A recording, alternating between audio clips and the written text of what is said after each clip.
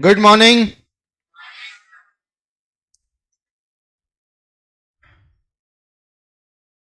Yes बेटा, हमने Saturday को ट्रायल बैलेंस से रिलेटेड कुछ रूल्स नोट करना स्टार्ट किया था, उसको अब हम आगे कंटिन्यू करेंगे। आई थिंक थर्ड रूल हमने नोट कर लिया था। ठीक है भाई, थर्ड रूल एक बार रिपीट कर रहा हूं मैं। Opening stock account is to be debited but closing stock account is not to be shown in trial balance. ठीक है, ये हमारा थर्ड रूल था, राइट। अब फोर्थ रूल नोट करिएगा बेटा, मैंने कहा नोट किया था वो थोड़ा सा मिस हो रहा है, कोई बात नहीं। Fourth, debit all expense and losses. Debit all expense and losses. Good morning बेटा। Credit all income and gains.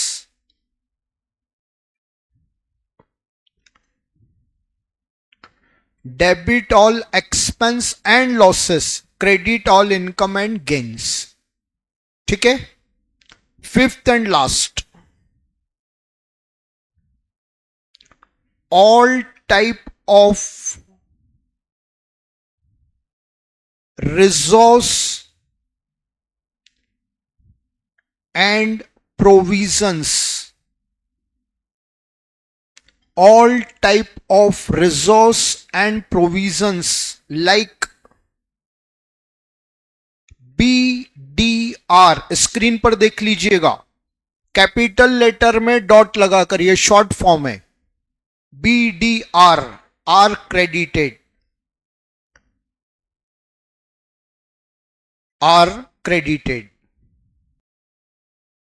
ये है बेटा 5 रूल्स जिसके बेस पर कोई भी अकाउंट आ जाएगा, गारंटीड कोई भी अकाउंट निकल रहा हो अकाउंट से, इन 5 रूल्स के अकॉर्डिंग वो उसका नेचर डिसाइड हो जाएगा।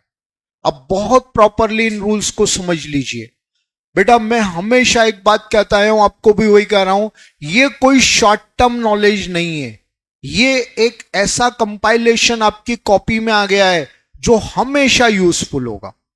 ट्रायल बैलेंस का मेरा पढ़ाने का पर्पस है, ये नॉलेज डायरेक्ट लिंक होता है फाइनल अकाउंट से, ये काफी कुछ हेल्पफुल फाइनल अकाउंट्स में भी होंगे।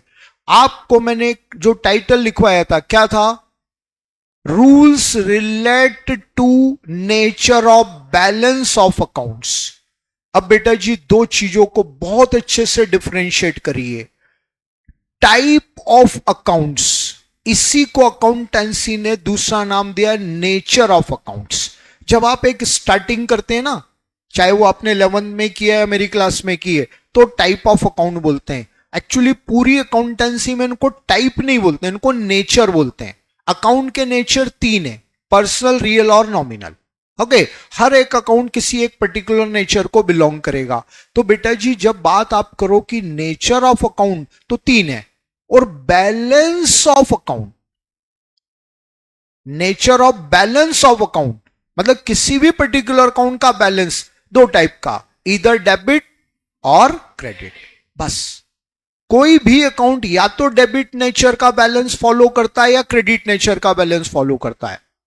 आप बोलोगे सर क्या वो फिक्स है? बिल्कुल फिक्स है। हाँ,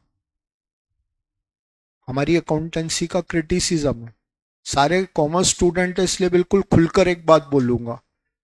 एक पुराना दर्द, जब हम 11th स्कूल में पढ़ते थे, 11th और 12th में, साइंस वाले झाड़ते थे।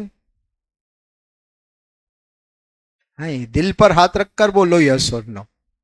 है, शो ऑफ करते थे, ऐसा एटीट्यूड एक अलग ही रहता था। और एक क्रिटिसिज्म हमारे कॉमर्स का एक ही बताया जाता है सोसाइटी में कि तुम्हारे अकाउंट्स में तो कुछ भी हो जाता है। हाँ, ये चीज हमारे को एग्जैक्टली सुनाई दी हो ना नहीं दी हो अलग बात है। तुम्हारा अकाउंट तो बहुत सिंपल है, तुम्हारे कॉमर्स में रखा क्या है? हाँ, तो वो मेरे से पहले नहीं मिले, पहले मिल लेते तो उनको बहुत अच्छे से रिप्लाई कर देते कि सब कुछ हमारे कॉमर्स में ही रखा है? हम उल्टी बात करते, तुम्हारे साइंस में क्या रखा है? 100 रुपए देकर, 1000 रुपए देकर, 1 लाख रुपए देकर तुम्हारी इन्वेंशन को हम कभी भी खरीद लेते। बोलो यस और नो? ये कितना भी दिमाग लगा ले, फाइनली वो चीज कमर्शलाइज होगी ना, कितने में मिलेगी? 100 में, 1000 में, 10,000 में, 1 लाख में। हाँ, हमारे पास जो है वो बहुत प्रीशियस है। हमारे पास जो है वो बहुत प्रीशियस है। कितना भी बड़ा साइंटिस्ट हो जाए, मंथ एंड में किसके पास जाएगा? हाँ नहीं, मंथ एंड में अकाउंटेंट के पास जाएगा, और eight the end of year वो किसके पास आएगा? हमारे पास आएगा। हाँ, कितना भी बड़ा साइंटिस्ट हो जाए, इनकम कमा रहा है, टैक्स देना है, रिटर्न फाइल करना है, आएगा हमारे पास, और हम तेरी इन्वेंशन को बाजार में ही खरीद लेते। ठीक है ना? सो जो वो सर न्यूटन वाली थियरी सुनिए, लॉ ऑफ ग्रेविटेशन, सबको मालूम है, कोई चीज नीचे ही आती है, ऊपर नहीं जाती है। उसकी स्टोरी सुनी आपने? कौन सी स्टोरी? एप्पल वाली।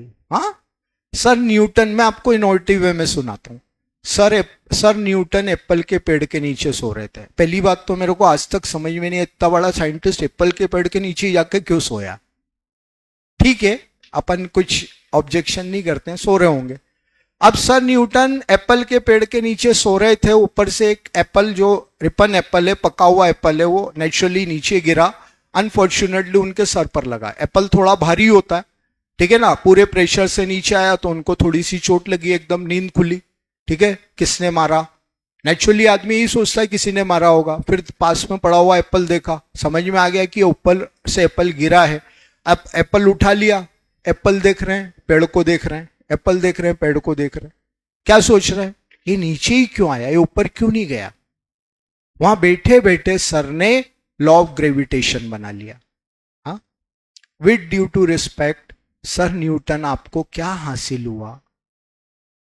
हाँ, बड़े प्रेम से हम सर से पूछ रहे हैं, सर आपको क्या अचीव हुआ? कुछ नहीं, सिर्फ लोग आपका नाम जानते हैं और कुछ नहीं होता है। सर एक्सट्रीमली सॉरी, अगर आपकी जगह हमारा को कॉमर्स का बंदा होता। हाँ, ये देखता ही नहीं नीचे क्यों आया, ऊपर क्यों नहीं गया। वो तो ये देखता, अरे एक गिरा 10 रुपए का, ऊपर 1000 लगे हुए। ठीक है, गांव में जाकर एक बंदे को पकड़ कर लाता, ला रे सब गिरा नीचे, एक बास्केट में भरवाते, ऊपर बेच कर आ जाते, 10,000 रुपए पॉकेट में। बोलो मजा आया कि नहीं आया? क्या हासिल क्या हुआ? तो हम बात करते पैसे की, हम बात करते प्रैक्टिकली। ठीक है ना? तुम इंटेलिजेंट हो सकते हो, ठीक है ना, लेकिन ब्रिलियंट तो हम ही हैं। क्योंकि एट द एंड जब फाइनेंस की बात आती है, पूरी दुनिया काय पर टिकी हुई है? फाइनेंस पर। पैसा है तो सब कुछ है, नहीं तो कुछ नहीं। चलिए, तो हम जो रूल्स, एक्चुअली क्या होता है कि सारे अकाउंट्स के नेचर फिक्स हैं।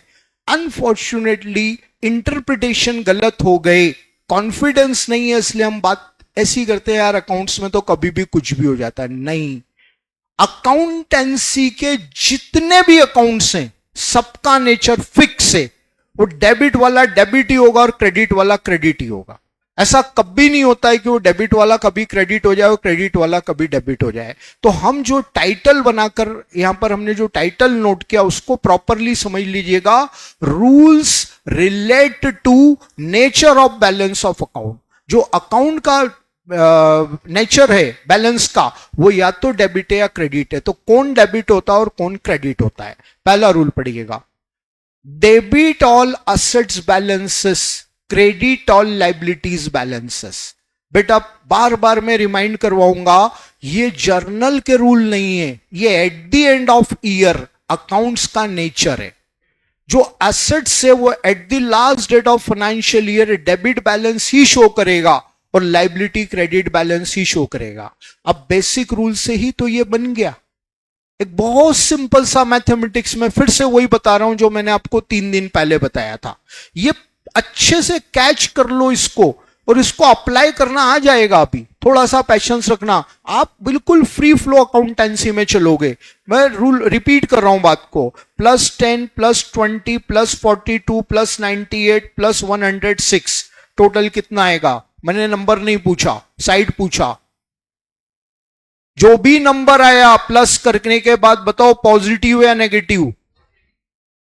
यार बेटा जी अगर सारे number plus plus plus plus plus plus हो रहे हैं तो रिजल्ट भी तो प्लस में आएगा। हाँ, सब पॉजिटिव आएंगे ऑनलाइन स्टूडेंट्स। अब ऐसे ही अगर ये नंबर सारे के सारे नेगेटिव हैं, -10 -20 -42 -98 -106, टोटल क्या आएगा? अगर कोई अकाउंट पूरे year debit debit debit debit debit हुआ है तो बेटा ईयर एंड में उसका बैलेंस भी डेबिट होगा। कोई अकाउंट पूरे year credit credit credit credit हुआ है तो उसका नेचर भी क्रेडिट ही होगा। ऑब्जेक्शन करोगे आप, क्यों सर? कई सारी एंट्री में हम एसेट्स को क्रेडिट भी तो कर देते हैं। डेप्रीसिएशन की जर्नल एंट्री बताइए, डेप्रीशिएशन की जर्नल एंट्री क्या होती है? Depreciation debit to fix assets. Sir देखो असेट्स क्रेडिट हो गई, बेटा तू 100 बार असेट्स को डेबिट कर, 100 बार क्रेडिट कर, बट असेट्स का जो बैलेंस नेचर होगा वो डेबिट ही बनेगा। इस 1 लाख रुपए की मशीन पर बताइए कितना डेप्रीशिएशन मैक्सिमम लगा सकते हो? 1 लाख रुपए इस मशीन की कॉस्ट है, बताइए जल्दी कितना डेप्रीशिएशन मैक्सिमम लगा सकते हो? 1,10,000 मैक्सिमम 1 लाख तक डेप्रीशिएट होगी भाई। जैसे 1 लाख रुपए डेप्रीशिएशन कंप्लीट हो गया, डेप्रीशिएशन लगना बंद हो जाएगा। असेट जीरो हो सकती है, असेट्स क्रेडिट कभी नहीं हो सकती है। कब क्रेडिट हो पाती? जब 1 लाख कॉस्ट है और डेप्रीशिएशन आपने लगा दिया 1,10,000। भाई इंपॉसिबल है, अकाउंट ने परमिट ही नहीं किया ऐसा। कंक्लूजन में जो रूल बना उसका लॉजिक समझा रहा हूं। असेट्स आपने डेबिट की हो या क्रेडिट की हो, eight the end of year उसका नेचर हमेशा डेबिट होगा। कोई एसेट्स क्रेडिट हो ही नहीं सकती है, इम्पॉसिबल, राइट? अब नेम ऑफ एसेट्स, बार बार मेरे साथ एक प्लस पॉइंट जो बन रहा है वो आप सब कॉमर्स स्टूडेंट हो, इन केस बहुत ज्यादा बड़ी लिस्ट क्लियर नहीं है, थोड़ा पेशेंस रखिए, फाइनल अकाउंट तक सब क्लियर हो जाएगा। क्या क्या एसेट्स हैं गिनेंगे अपन? Building, machine, furniture, cash, bank, vehicle, investment, debtor. एक नया वर्ड आता है डेटर, आई होप सबको क्लियर होगा। डेटर क्या आता है? जिनसे पैसा लेना है, राइट? ये तो हो गया इसका वर्बल मीनिंग। डेटर्स का एग्जैक्टली मीनिंग क्या है? आपकी लेजर में जो जो पर्सन डेबिट बैलेंस शो कर रहे हैं वो डेटर है। एक बहुत इंटरेस्टिंग बात बताऊंगा मैं आपको, नहीं सुनी है इससे पहले आपने। लेजर में डेटर अकाउंट होता है कि नहीं होता है? जल्दी बोलिए, लेजर में डेटर अकाउंट होता है कि नहीं होता है? कभी नहीं होता है। लेजर में डेटर अकाउंट होता है कि नहीं होता है ऑनलाइन स्टूडेंट्स? कभी नहीं होता है। हां, लेजर में होते हैं इंडिविजुअल पर्सन अकाउंट, राइट है? थोड़ा एग्जांपल से बात होगी। आपकी लेजर में 100 पर्सन के अकाउंट हैं, 100 पर्सन, लाइक राम, श्याम, सलीम, वैभव, डेविड, माधव, सब, ये 100 लोगों के अकाउंट हैं, राइट? मान लेते हैं 100 में से 40 के बैलेंस इक्वल आ गए, मतलब बैलेंस है ही नहीं, जीरो हो गया, ठीक है, टोटल इक्वल आ गया, हटा दो इन 40 को, 60 बचे। 60 पर्सन में 45% डेबिट बैलेंस शो कर रहे हैं, 15% क्रेडिट बैलेंस शो कर रहे हैं। एक एग्जांपल लिया है मैंने, फिर से रिपीट कर रहा हूं। आपकी एक पूरी लेजर है, हजारों अकाउंट्स बने उसमें, उनमें 100% के अकाउंट है, टोटल 100 लोगों के अकाउंट है, 100 इंडिविजुअल पर्सन है जिनके साथ आप डील करते हैं, या तो उनको परचेस, या तो उनसे परचेस करते हैं या उनको सेल करते हैं। Eight the end of year जब 100 अकाउंट का बैलेंसिंग करने गए तो 40 का बैलेंस जीरो आ गया। जीरो कैसे आ सकता है? जितनी वैल्यू का उनको क्रेडिट सेल किया था एग्जैक्टली उतना कैश उनसे मिल गया, भाई बैलेंस बचा ही नहीं। जितनी वैल्यू का गुड्स परचेज किया था 100% पेमेंट कर दिया, बैलेंस जीरो हो गया। राइट है, हटा दो इन 40 को, हमारी बात ही नहीं होगी इन पर। 60 बचे। अब 60 की जब बैलेंसिंग की तो 45 में बाय बैलेंस सीडी आ रहा है। By balance CD means debit balance, और 15 अकाउंट्स में टू बैलेंस सीडी आ रहा है मींस क्रेडिट बैलेंस। बेटा जी 60% टोटल लेजर में है, 45 डेबिट वाले 15 क्रेडिट वाले। ये इंडिविजुअल पर्सन बस लेजर में ही रहेंगे, अब ये ट्रायल बैलेंस में नहीं जाएंगे ना। इंडिविजुअल 45 लोगों के नाम ट्रायल बैलेंस में लिखो डेबिट वाले, 15 लोगों के नाम लिखो ट्रायल बैलेंस में क्रेडिट वाले। तो बेटा जी ये 100 लोगों की बात तो मैं अपने मोहल्ले की एक छोटी सी दुकान की कर रहा हूं। हाँ, अभी चलते बड़े बिजनेस पर।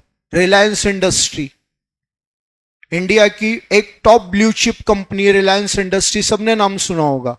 क्या एक्सपेक्ट कर रहे हो? रिलायंस इंडस्ट्री में कितने कस्टमर्स होंगे? 100, 200, 1000, 10,000 या 2-4 लाख? अंदाजा लगा रहे भाई, क्या लगता है? 100 में, थाउजेंड्स में या लैक्स में? अरे पूरे इंडिया में बिजनेस फैला हुआ है। राइट, पूरी दुनिया के आधी कंट्रीज में उसने बिजनेस फैला रखा है। उसके 2-4-5 लाख कस्टमर होंगे यार, कहां डाउट क्रिएट कर रहे हो आप? इतना मतलब उस कंपनी की वर्थ जिसकी हजारों करोड़ में है, टर्नओवर लाखों करोड़ में है, वो कंपनी 2-4 लाख कस्टमर्स के डेबिट बैलेंस फॉलो कर रही है। कोई मैनिपुलेशन नहीं है इस एग्जांपल में। अब वो कंपनी अगर उन लाखों को ट्रायल बैलेंस में लिखने गई तो पागल हो जाएगी। वो ट्रायल बैलेंस हो जाए 100, 200, 500 पेजेस का ना, ऐसा कभी नहीं होता है। अब क्या होता है बेटा जी, जो पॉइंट मैंने कहा फर्स्ट टाइम समझ रहे हैं वो ये है, आपने लेजर कंप्लीट कर लिया। हाँ साहब कंप्लीट कर लिया। क्या पोजीशन आ रही है? 45% डेबिट बैलेंस शो कर रहे हैं। लेजर बनाने के बाद और ट्रायल बैलेंस बनाने से पहले। लेजर कंप्लीट हो गया है और ट्रायल बैलेंस बनना पेंडिंग है, बस in between ledger and trial balance वो यहां पर बनाते हैं एक लिस्ट ऑफ डेटर। क्या बनाते हैं वो? List of debtor. ठीक है ना, ये लिस्ट ऑफ डेटर बन गई इनकी एक सिंपल पेज पर। यहां क्या करेंगे? 40% के नेम लिख, 45% के नेम लिख देंगे, पूरा जो जो उनके रियल नेम है, एक्चुअल नेम है वो लिख दिया, और उनके सामने उनके डेबिट बैलेंस का अमाउंट लिख देंगे। ठीक है, ये पूरी लिस्ट बन गई। अब 45 है तो 45, 2000 है तो 2000, 50,000 है तो 50,000, और 4 लाख है तो 4 लाख।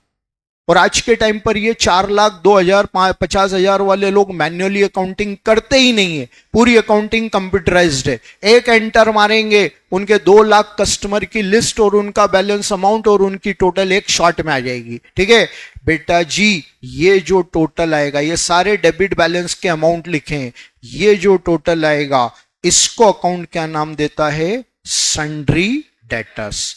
अब बेटा मॉडर्न अकाउंटिंग में डेटर का नाम बदल दिया है इन्होंने। डेटर एक ट्रेडिशनल वर्ड है, बिल्कुल आज यूज हो रहा है, कोई भी नेगेटिव मत लीजिएगा, बिल्कुल आपको यूज करने की परमिशन है। जस्ट फॉर नॉलेज मैं आपको बता रहा हूं, डेटर का नया नाम क्या हो गया? नहीं, सन्ड्री डेटर या डेटर तो एक ही वर्ड है। डेटर का नया नाम अकाउंटेंसी ने बोल दिया है अकाउंट्स रिसीवेबल। ये वर्ड अच्छे से याद रखना। डेटर का दूसरा नाम क्या हो गया? Accounts receivable. वे अकाउंट जिस पर पैसा लेना है, that means debtor. Traditional word है बेटा जी डेटर, और मॉडर्न वर्ड है अकाउंट रिसीवेबल।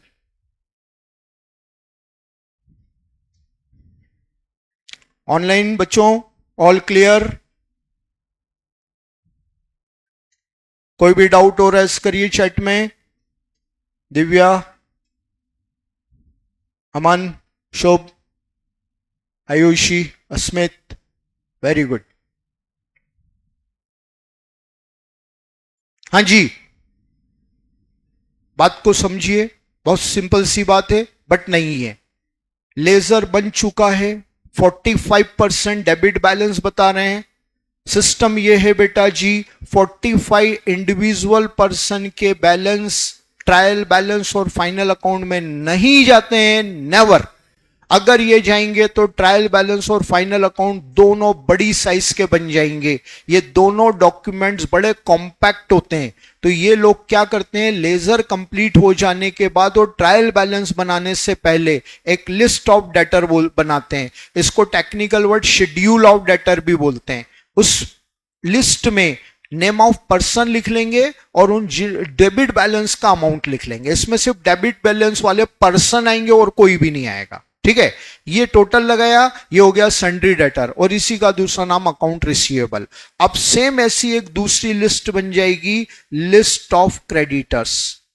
सेम, अब यहां पर उन पर्सन के नाम लिख लेंगे जिनका क्रेडिट बैलेंस है, और इनकी बैलेंस अमाउंट यहां लिख लिया। अब ये टोटल लगाया। अब बेटा ये जो टोटल आएगा इसको बोलते हैं सन्ड्री क्रेडिटर्स, और इसी का दूसरा नाम है अकाउंट्स पेबल।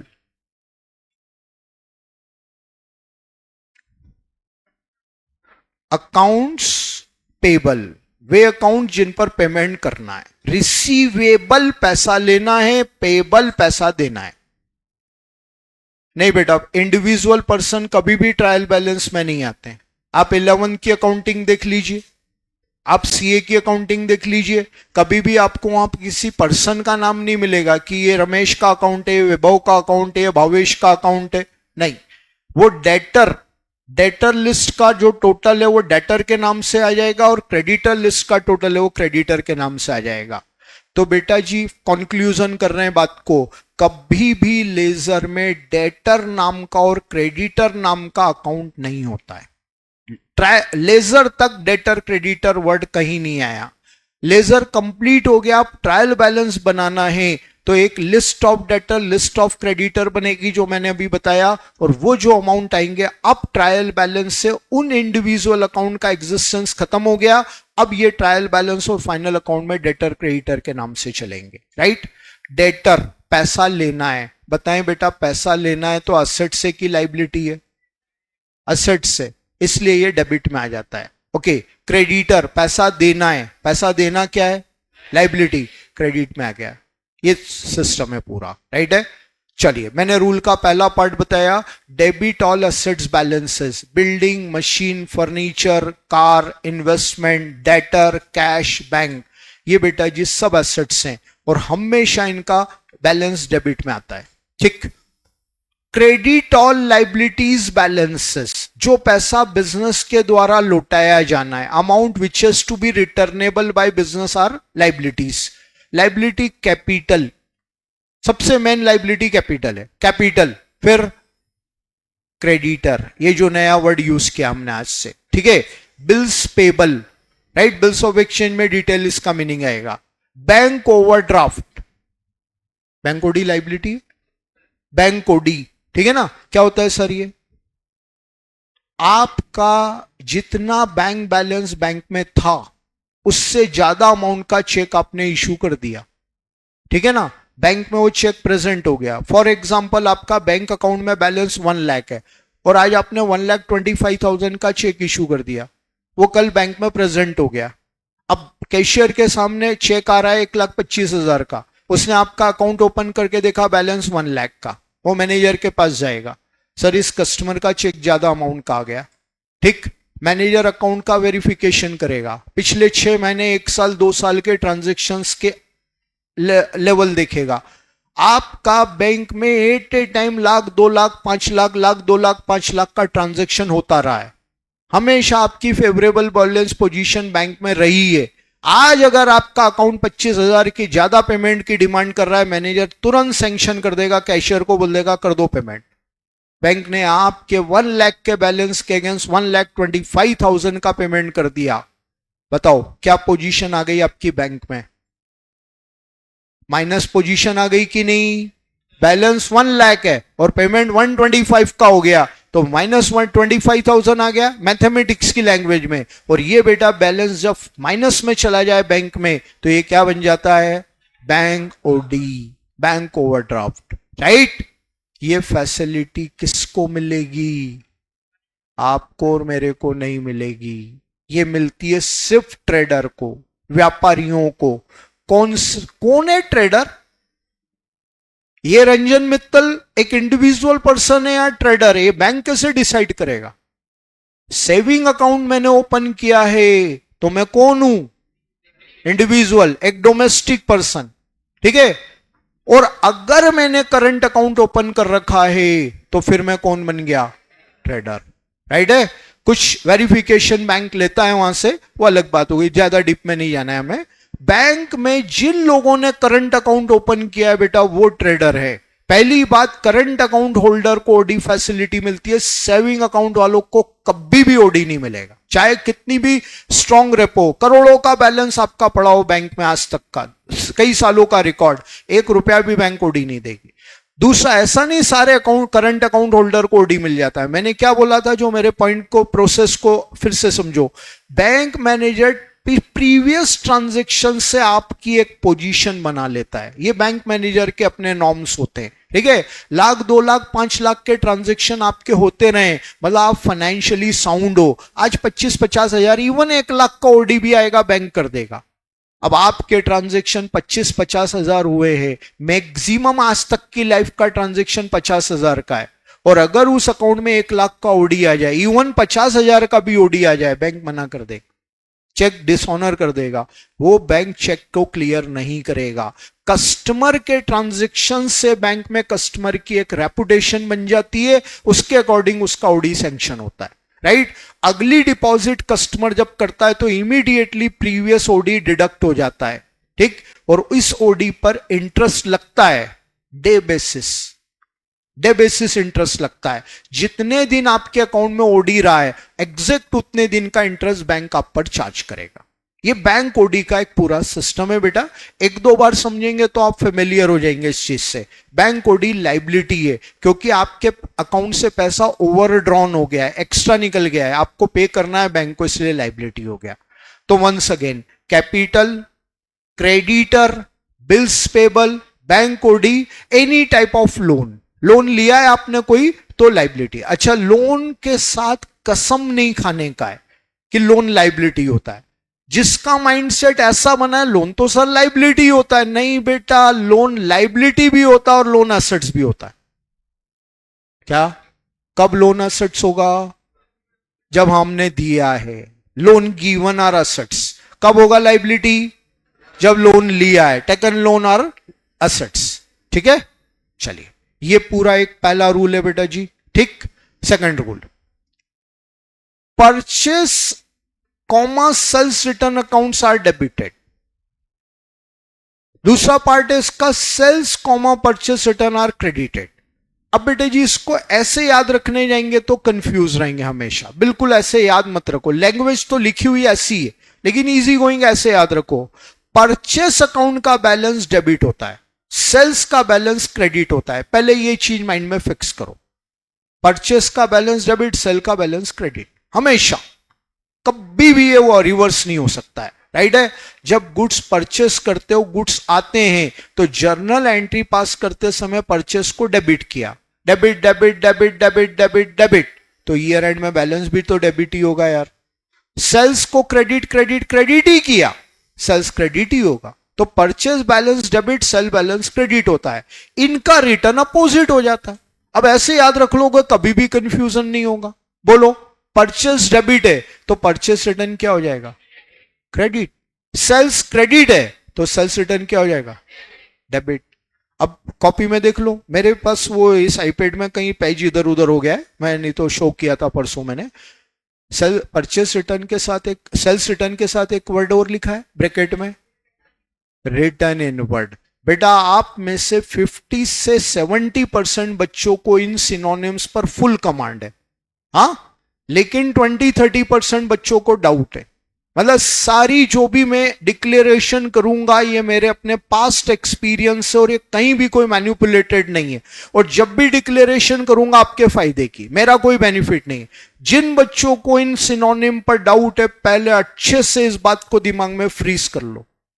दो चार स्टूडेंट, ट्रायल बैलेंस का क्वेश्चन आने के चांसेस एग्जाम में 1.001%, बट फाइनल अकाउंट के एग्जाम में आने के चांसेस 100%। चांसेस नहीं, श्योरिटी है। वहां ये गलती कर देते हैं अपन, जिसका भी डाउटफुल है, बिल्कुल डाउट नहीं रखना।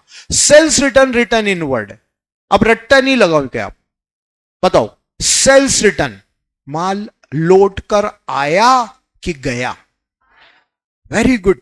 सेल्स रिटर्न, सेल किया माल गया, सेल्स रिटर्न मीन्स रिटर्न होकर माल आ गया। रिटर्न इनवर्ड, रिटर्न होकर माल अंदर आना है। इनवर्ड है ये, आना है, राइट है। देख लो, लॉजिक के साथ चीज समझ लो, आपको हमेशा के लिए क्लियर हो जाएगी। सेल्स रिटर्न में गुड्स रिटर्न होकर शॉप में आता है, और आने का मतलब है इनवर्ड, और return inward means sales return. अच्छा, परचेस रिटर्न का synonym return outward. Purchase return, माल खरीदा तो आया, अब वो माल नहीं जमा तो लौटा दिया। रिटर्न, परचेस रिटर्न में माल जाता है, ओके। माल गया means outward, return outward means purchase return. ऐसे सिनोनिम कनेक्ट कर लो, कभी भी कंफ्यूजन नहीं आएंगे, राइट है। Purchase debit, sales credit.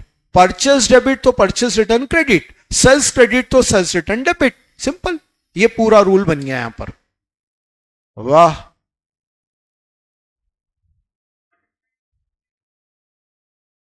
Forty 45 हुए नहीं, अभी 41 44 ही हुए।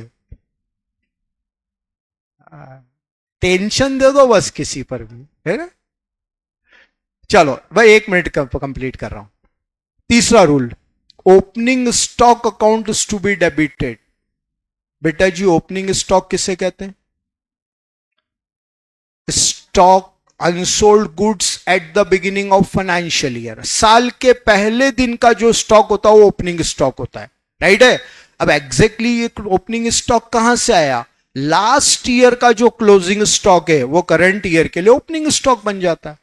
हर बिजनेस साल में एक बार, सिर्फ एक बार स्टॉक वैल्यूएशन करता है, और वो होता है 31 मार्च को। 31 मार्च जो ईयर एंडिंग डेट है, उस पर स्टॉक वैल्यूएशन कर लेगा, वो उस ईयर का क्लोजिंग स्टॉक हो गया, और वही अगले दिन ब्रॉट डाउन होकर ओपनिंग स्टॉक बन जाएगा। ओपनिंग स्टॉक अकाउंट हमेशा ट्रायल बैलेंस में शो करते हैं debit side, but closing stock trial balance में शो नहीं करते। बहुत अल्टीमेट नॉलेज है। Closing stock account is not to be shown in trial balance. क्यों नहीं करते हैं? वो लॉजिक हमें समझना है, बहुत अच्छे से समझेंगे। और ऐसी 2 क्वेश्चंस के बाद मैं आपको वो एक्सेप्शनल केस भी बताऊंगा कि क्लोजिंग स्टॉक ट्रायल बैलेंस में आ भी जाता है। 1000 कंसर्न में से एक का, 1 out of 1000 business concern, but वो भी नॉलेज हम लेकर जाएंगे कि वो कौन सी 1000 में से एक बिजनेस कंसर्न है जो क्लोजिंग स्टॉक ट्रायल बैलेंस के अंदर ले लेगी, ठीक है। वो पॉइंट पेंडिंग रहेगा। चलिए बेटा, आज का नॉलेज इतना ही करते हैं, कल कंटिन्यू करते हैं इसको। ओके बेटा, गुड डे।